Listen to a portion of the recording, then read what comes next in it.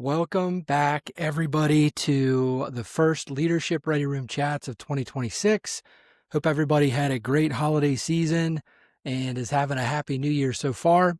I'm Brandon Jenkins, back with my co-founder and partner, Tom Brother Murray, and we're excited to dive into another leader development topic today on Leadership Ready Room Chats.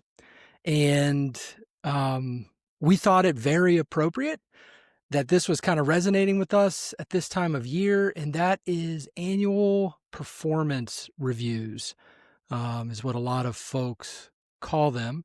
Whether you kind of conducted those towards the end of last year or you're finishing up reviews at the beginning of 2026, we figured it was something that's probably on the minds of a lot of leaders out there.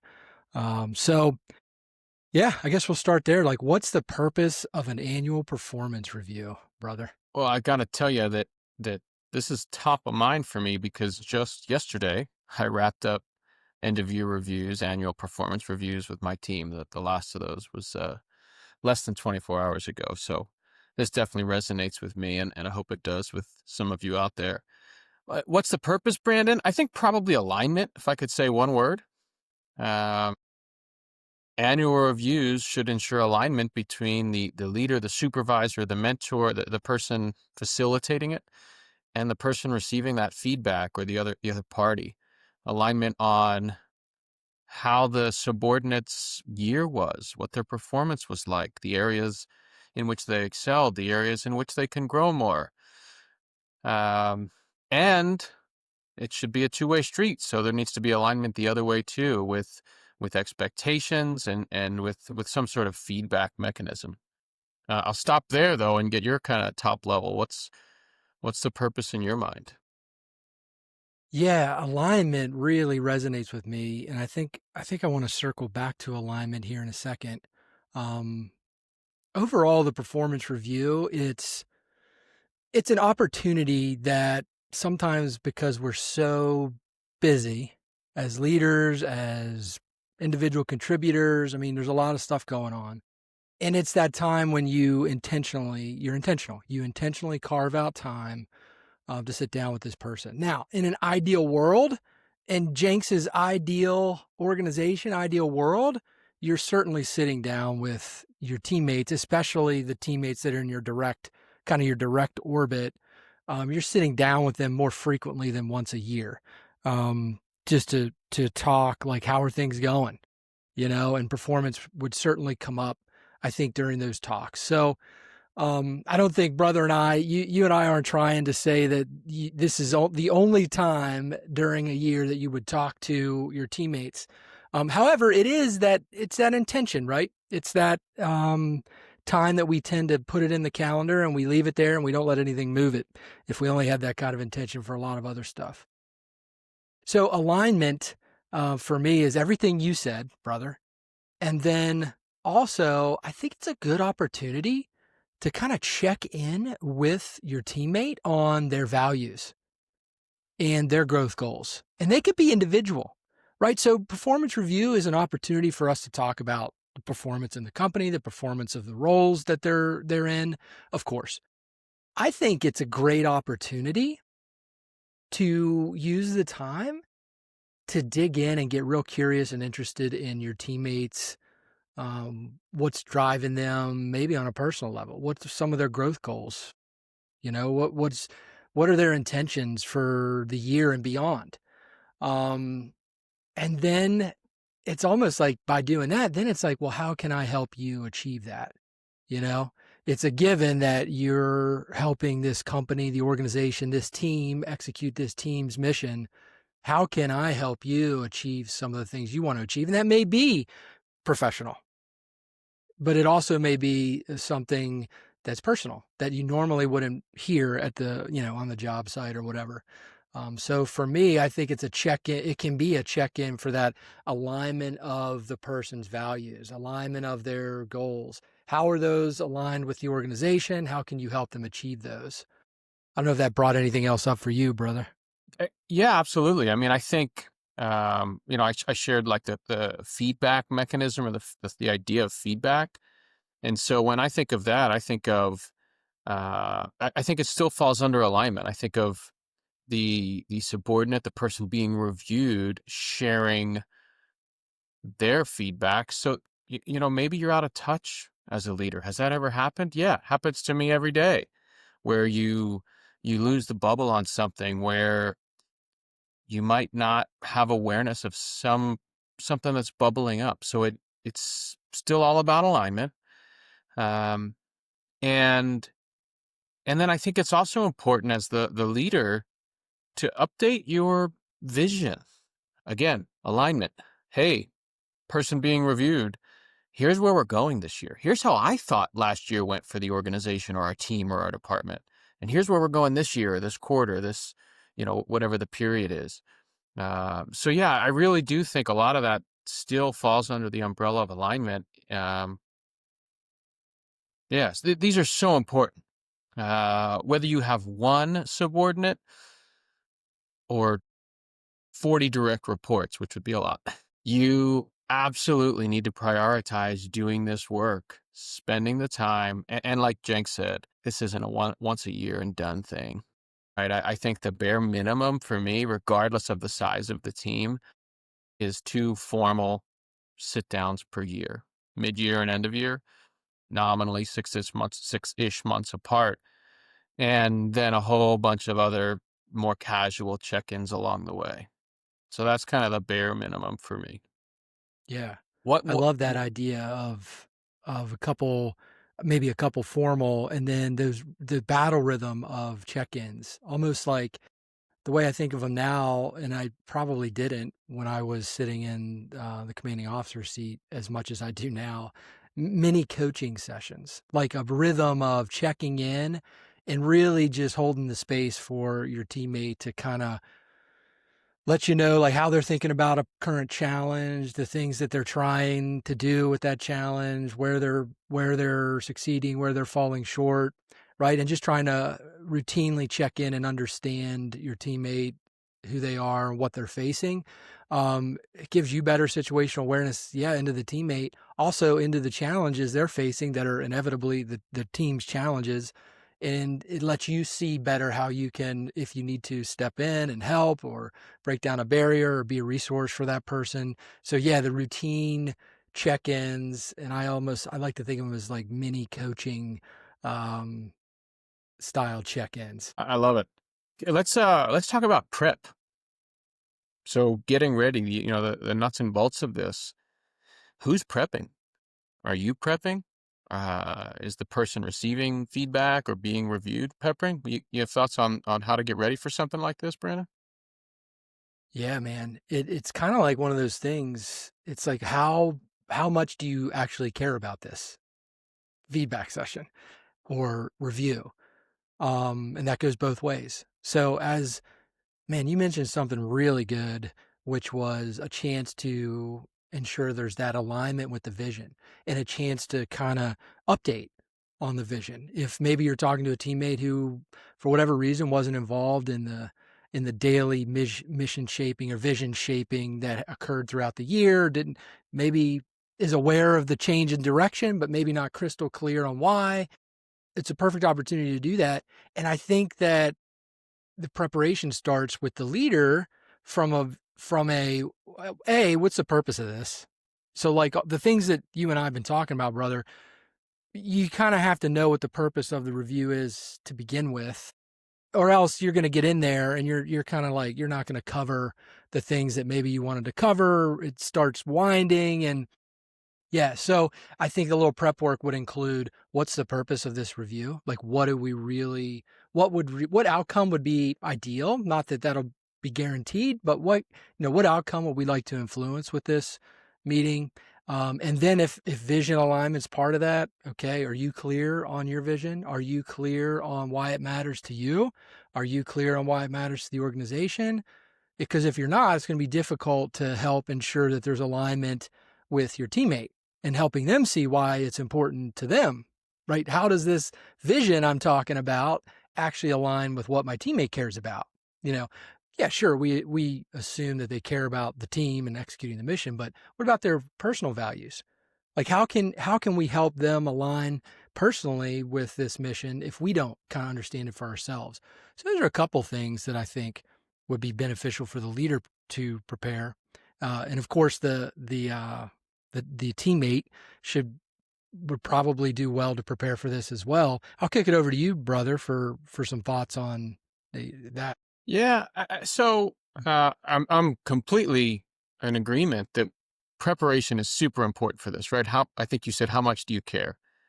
Um, on the leader side, I have a running document that I will jot notes in throughout the year after a particularly awesome thing, right? Something, above and beyond that a team member does, or, I'm seeing a trend where they're really, improving in an area where I challenge them. I'm going to take a note on it.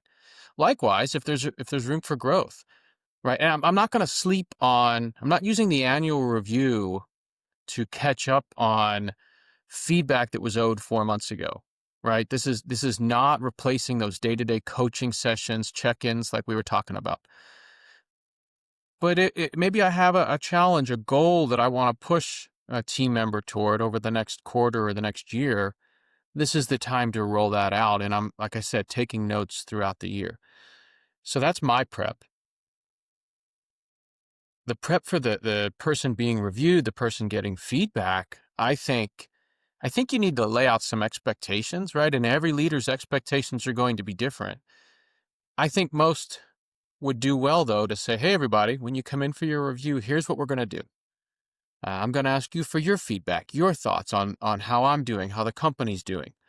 I'm going to give you my thoughts, and then we're going to work together to establish some goals. So bring your thoughts on your goals for the year, right? Something like that, or a twist that makes sense in your space. And I think doing that in advance is critical to making these sessions worthwhile.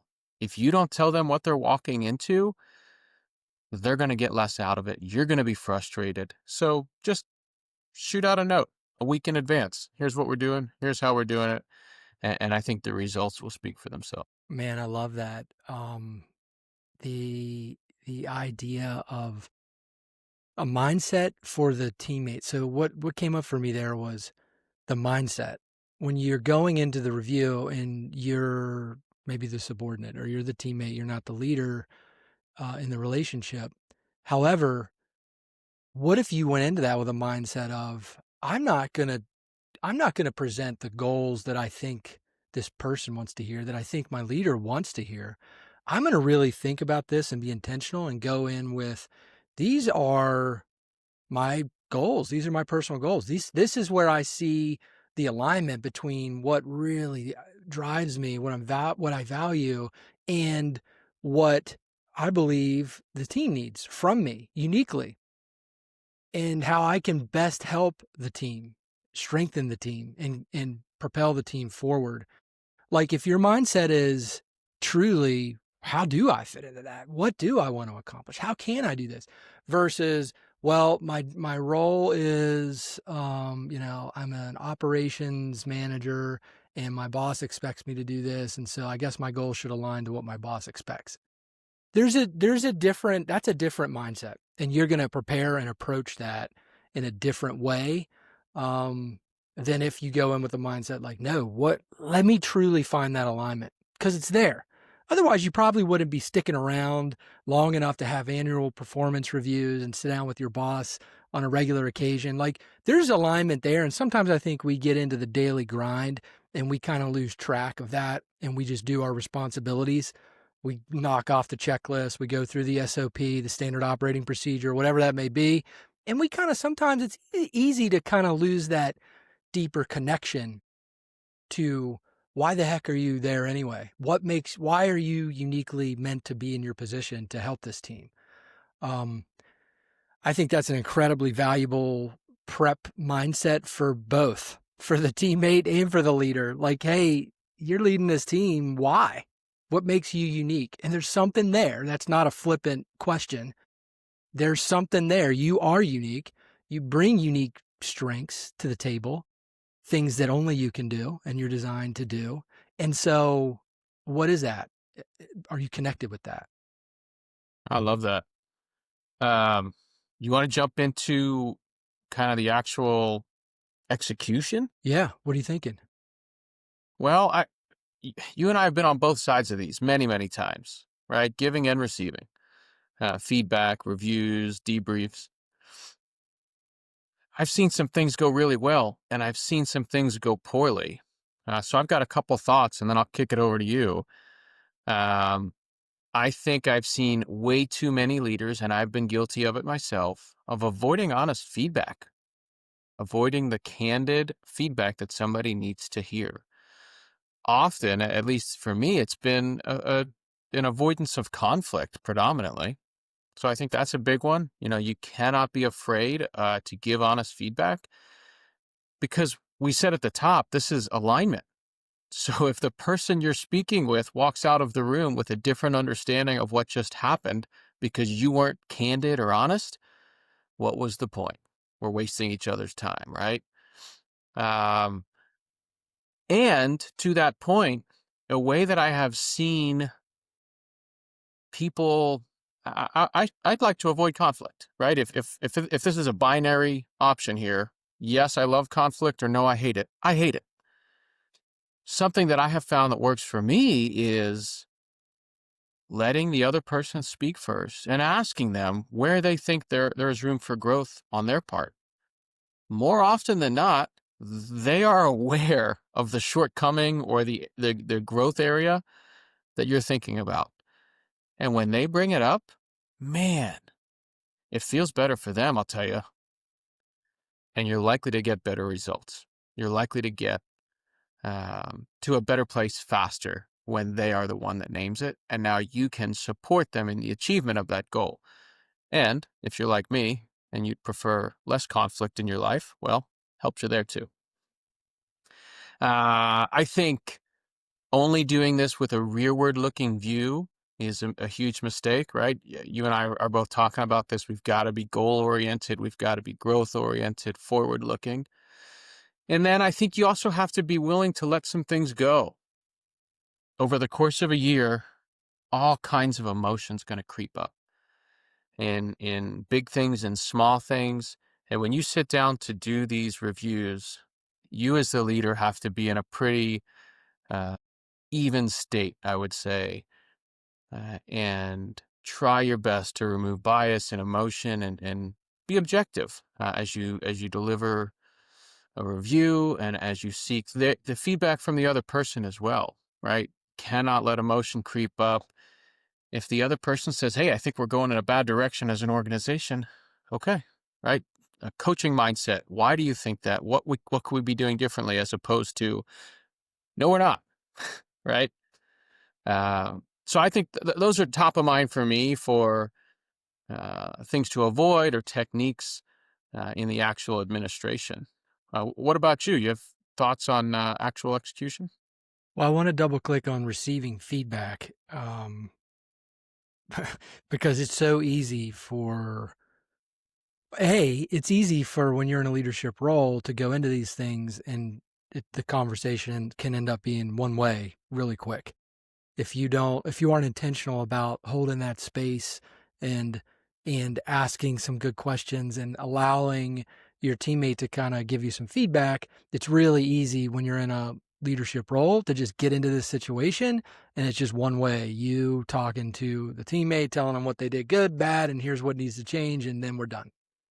Okay, I've been part of those, and those aren't. I didn't feel great coming out of those. Um, I didn't feel like I was part of the process. I really didn't feel like I was valued.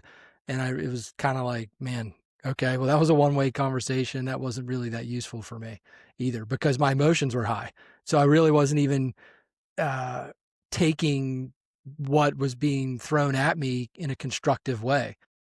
So that's one piece is that you hit on. It's like, yeah, go into that thinking, how can I accept feedback? How can I throw it over to my teammate first and just see where their head's at? What are you thinking? What are you feeling? How do you think things went? Like, where are you now compared to where you thought you would be?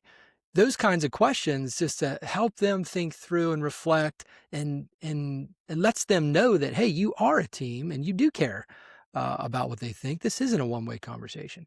And then receiving feedback for you as a leader. It's so, I think it's even more important when a leader's receiving feedback to take it. Just take it. And then once you've absorbed it, ask some questions, like you said, Tom. The last thing that I think is productive for a leader to do when they get feedback is to be defensive. Again, like you said, is to say, defend their position. Not even like you're not getting emotional about it or anything, but somebody gives you feedback. Hey, this process, it didn't work for me. I didn't really like it. Here's where I think it made my job harder, whatever it may be. That's not your cue to say, well, here's what we were thinking when we did that. And here's why we, nope. It's, oh, okay. Well, what about it? What about it was difficult for you? What about it made your job harder? Where would you like to see the improvements in that process? Like, and then we take it, okay, now we have all that feedback and we went deeper. We got a layer deeper, a couple layers deeper with even more information. Now maybe we take that back to our own reflections, to our own, maybe we have our leadership team. We're going to sit down now and take a look at this and see if there is an area where we can actually improve that. Or if there's an area where we need to communicate what the purpose of it is a little bit better so that people understand what's going on, et cetera. So I think I wanted to double click on feedback because I think that's super important. I'll tell you, I want to give an example of something that was really ineffective. Another example of ineffective when I was the teammate, went into my annual review with my boss. But ahead of time, there was some prep, but it was the generic Boilermaker prep. It was, give me three things you did well, three things you didn't do well or needed improvement, and a couple goals. And I say generic because I had seen something similar to that in several over the course of a couple decades in the Navy, several of these reviews, and they kind of look the exact same. And then I got it. I took it a little differently, and I was like trying to be really intentional. This was actually a time when I had already hired a coach, and so I was thinking very deeply about my values and my purpose on the team. And I wanted to bring that up in this review. And I thought really deeply about that, and I sent some things back to my boss. And crickets. And then I get to the annual performance review, and we get in there, and we didn't like cover any of that stuff. Okay, we didn't cover any of that stuff. And in fact, like there were some things that my boss said to me in there that was just made me realize, oh, this is about executing, checks in the box, executing the numbers, whatever I'm supposed to be doing. Anyway, it was very uninspiring. And I just left that thinking, I mean, that was worthless. That was pointless for me. Anyway, I don't know if he got any value because, again, there wasn't really a back and forth. It wasn't really a dialogue. It was just, we could have done without it. And so I think the lesson there for me is one, what we've already been talking about, like what's your mindset going into this? What's your purpose going into this? Make it clear and really recommend that it's a dialogue and that you're kind of going back and forth and this person feels like they're part of your team and that you actually care about them and their development and their growth. The other is if you're going to ask for something when you're prepping for these things, then at least cover it. Like acknowledge that you asked for it, acknowledge that you received it. If it's a big part of it, okay, dive into it. If it's not, if it was like, I was kind of prepped to get the juices flowing. I'm glad you gave that to me. Give them a little feedback on that. Maybe like acknowledge it because it's obviously important. I mean, it's important enough that you put it out. It's important enough that this person took the time to think through it. So at the very least, acknowledge that happened. Yeah, I guess I'll pause there. That's a pretty good example of how a review can go not great. Oh, I love it. I mean, unfortunately we learn more. Fortunately, unfortunately, we learn more from those frustrating interactions, the ones that probably aren't up to snuff. So, thanks for sharing that. I mean, I think I do want to double tap on the idea of the candidness, right? Back to the conflict piece. Look, if you are giving someone vague, polite remarks that have no meat, it's not to your point a minute ago, it's a waste of time. The point of this is for everybody to get better, for everybody to be aligned. It should be hard. It should be uncomfortable. That's why you're the leader. So roll up your sleeves and provide clear, actionable feedback, honest feedback. Maybe you hurt some feelings in the moment, but I'll tell you what, that teammate, if they are committed to the team and to their growth, they're going to be thankful for I'm not saying mean feedback. We can be direct without being mean. We can offer feedback without demeaning someone. It's not it's not a character assassination or an attack on someone's character. We're talking about behaviors, right? And honest feedback about someone's behavior with an offer of support, coaching, mentorship, so that you and the teammate can walk the path together. That is kind, that is supportive, and that will lead to organizations with alignment, and organizations that can handle a lot of adversity. This is great, Brandon. I again, super top of mind for me. So I'm pretty energized by it, and I hope this is helpful for someone out there who's maybe taking on annual reviews for the first time. Yeah, I mean, I jotted down running document because you mentioned, yeah, throughout the year you have this running document. And so as things come up, you're jotting things down throughout the year, and then you can cover those during the weekly check-ins. You can cover those during the quarterly. You can I thought that was a great idea, and amazingly, I did not do that. When, when I was a commanding officer and had plenty of reviews that I was doing, I didn't do that. And I'd look back and think, man, that would have made things, I don't know if easier is the right word or not, but I think it would have made things a little bit easier to kind of recall some of the important events, and even especially those little things. You're going to probably recall like the major things, the major successes, the big kind of flubs or whatever, but it's those little things that are happening like every day or every week that if you don't have a way to kind of catch those, they're easy to forget. So, dude, I learned from you on this